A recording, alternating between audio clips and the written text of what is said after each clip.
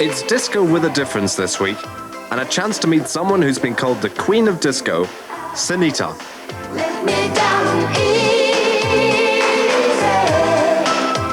In 1986, she shot to fame with a song called So Macho. Since then, she has taken many a twist and turn on her way to the top. But how did it all start years ago? Did you have a happy childhood, Sinitta? Oh, wild childhood. Very happy, yes. Because you were born in America when your mother was on a world tour. Did you find it difficult sort of growing up in a different country, sort of? At first, I didn't like it because my mother had me very young as well, so we had lots of relatives that were always trying to take me away and raise me properly, which was very frightening because I wanted to go with, my mother, no matter how crazy and adventurous. And then we started to have a really good time. I looked forward to going to different countries, meeting different people, learning the different cultures. And if we stayed any place longer than a few months, I'd be the one saying, when are we going to go? Let's go now. Here was the first place I actually wanted to stay, actually. When did you actually hit Britain?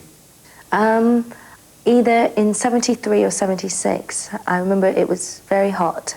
And that's why I thought, oh, great, well, I could stay here as well, because it was burning hot. There were flying ants, and there was the drought. And unfortunately, I took that as being, this is the way England's going to be forever. There's no fog, no people in little grey flannel suits. It's, it's like America with sunshine. What did you not like about boarding school? Anything, nothing at all. It was nothing like the Enid Blyton novels that I've been reading said they were going to be. There were no tuck boxes. Well, my mother was like a real earth mother, vegetarian. I've never eaten meat anyway, so my tuck box was rice cakes and protein pills. So on arrival, the girls weren't very impressed with me once we opened it. Nobody wanted anything I had. School uniforms, 16-year-olds that were like gods, that we had to obey and speak when we were spoken to. Opening doors, standing up every time someone came into a room. I was quite undisciplined.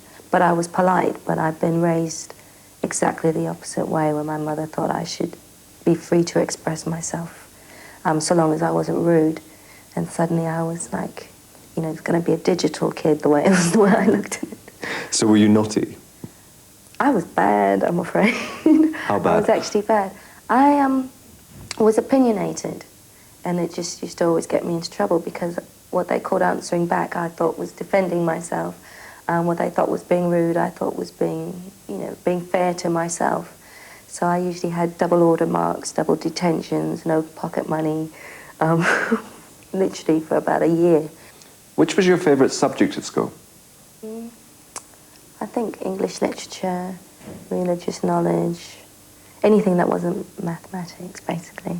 Useless at maths as well. Did you enjoy reading? I loved reading. Reading and writing. Like stories. I mean, if we had essays to do, mine would be like nearly a whole textbook full. I was very, very into literature. In fact, I used to think I would be a writer when I grew up. Did you have any favourite books when you were little? When I was very little, I used to read all the Beatrice Potter books that came in all the lovely boxes and everything, because I was reading quite young. And then I used to like Enid Blyton books when I came to England, because I thought that was the epitome of the English child. But then anything, I would read anything, even adult books, because like being an only child, you spend a lot of time on your own. So being able to read was like a, godsend for me, really.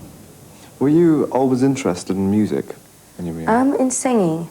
I'd never actually thought I would become a singer, but I, used to like listening to music. I used to like Stevie Wonder and actually the messages that the songs were giving you, because I was actually from quite a poor background in Detroit, so things like songs by Marvin Gaye or Stevie Wonder, it seemed to be directed at, my sort of background specifically. So I tended to really listen to that and think, okay, yes, we do have to try harder and do better. I felt like I had a mission or something. I think being a black kid as well, I felt I really needed to do something with my life. Otherwise, it would be a waste. What's the best thing about what you do?